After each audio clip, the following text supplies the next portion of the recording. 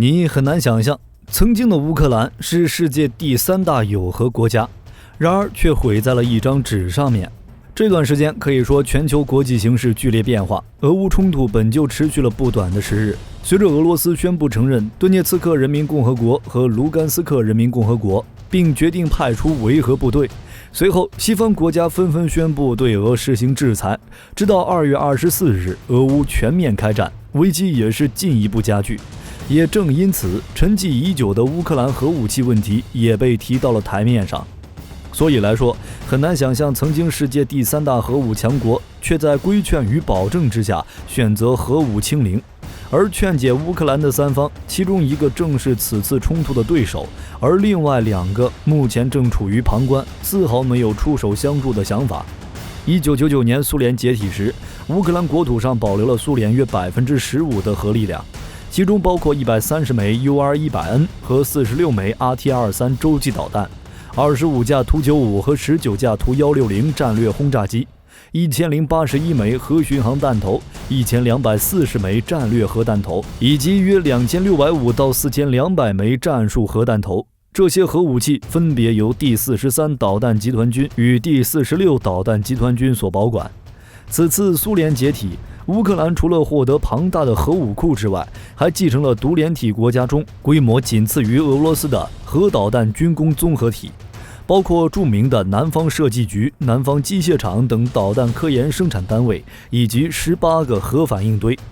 一夜之间，乌克兰获得数量仅次于美国和俄罗斯的核武器，成为世界第3大核力量。根据当初签订的独联体协议，乌克兰最初承诺会将所有核武器移交俄罗斯。然而，随着1992年爆发的一系列俄乌政治矛盾，乌克兰便决定暂停履行承诺。只是这批庞大的核武器对于当时乌克兰来说，完全是一块烫手山芋。首先，苏联解体后，尽管俄罗斯获得了核弹头与运载工具，但这些武器的指挥控制器却掌握在俄罗斯的手中。根据独联体国家协议，分布在俄罗斯、乌克兰、白俄罗斯与哈萨克斯坦的战略武器全部属于独联体联合武装力量。核武器的使用必须由4国领导人与 JAF 总司令沙波什尼科夫元帅共同作出。不过，在1993年，俄罗斯终止了 JAF 总司令的职责，战略武器的管辖权实际上已经移交了俄罗斯。为了防止未经授权与事故性的意外发射，乌克兰总统曾试图对核武器消极控制。为此，乌克兰取得对境内战略部队的行政控制权，并建立直达战略部队指挥所的通信线路，可以要求部队拒绝执行俄罗斯的发射指令。然而，即便如此，乌克兰仍旧不能完全掌握这股力量，主要还是因为导弹的瞄准目标、发射代码以及核弹头激活指令等作战权限依旧处于俄罗斯控制。1994年2月，乌克兰宣布在技术上无法对核武器进行有效控制，再加上当时的乌克兰经济低迷，无法承担维护核武库的经济成本，同时更无法承受核武器老化的安全隐患。毕竟这是1000余枚核弹头，数千枚战术核武器。当时乌克兰核武库中的洲际导弹老化问题日益严重，大部分寿命将在1998年到期，其携带的核弹头也需要进行延寿处理，否则可能导致乌克兰乃至世界巨大风险。而且乌克兰当时还面临着恶性通货膨胀，完全无法花费数十亿美元来发展独立的核武器工业体系。乌克兰也担忧发展核武器计划将招致国际社会的孤立和制裁。基于上述原因，尽管乌克兰内部还存在着保留核武器作为威慑的声音，但是乌克兰领导人还是决定放弃这块烫手山芋。同时，乌克兰也想借助这个举动换取美俄的安全保障与经济援助。但由于俄乌陷入僵局，1993年11月，乌克兰直接通过投票宣布核武器为国家财产。不过这一举动直接影响就是美国介入。在美国调解之下，在1994年1月14日这天，美俄乌签了关于销毁乌克兰境内全部核武器的3方协议。文件里规定，乌克兰在7年内把所有核武器运往俄罗斯销毁。美国掏钱买走俄罗斯拆解核弹头后的浓缩铀用来发电，这笔买卖二手材料的收入由俄罗斯和乌克兰分。另外，美国给乌克兰1.75亿美元的核武器损失费，附加1.55亿美元经济援助。那么多核武器没了，那乌克兰自己一块的安全该如何保障呢？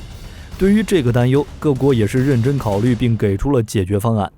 1994年12月5日，美俄英乌4国签署布达佩斯乌克兰安全保障备忘录。文件规定，只要乌克兰放弃核武器，加入核不扩散条约，那么美国、英国和俄罗斯3大国保障乌克兰的安全。如果乌克兰被侵略或者被核武器威胁，可以按照不扩散核武器条约中的国家地位，向联合国安理会寻求帮助。随后，乌克兰便开始了核裁军进程，并分别于1996年5月和2001年10月完成了核弹头和运载工具的削减。然而，就在21日，俄罗斯宣布乌东地区2个分离区独立。与此同时，俄罗斯还下令俄军进行维和行动。如今，布达佩斯安全保障备忘录再成焦点，甚至乌克兰外长公开表示，美国对不起乌克兰，原因是当初签署的美俄乌3国，如今的俄罗斯是入侵乌克兰的敌人，而美国却只做一个旁观者。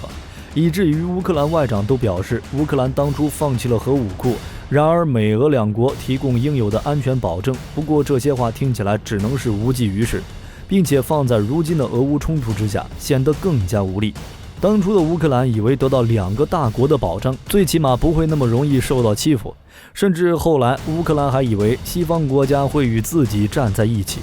另外，乌克兰外长也公开表示，或许会重启核武器研发计划。不过，乌克兰想要走上发展核武器的路途是非常坎坷的。首先，一个国家想要发展核武器，必须要提前评估自己在发展出成熟核打击能力之前的很长一段时间内，能抵挡得住敌对国发起的打击。就像以色列在1981年与2001年分别对伊拉克和伊朗的核设施发动空袭，以此来停滞2国的核武器计划。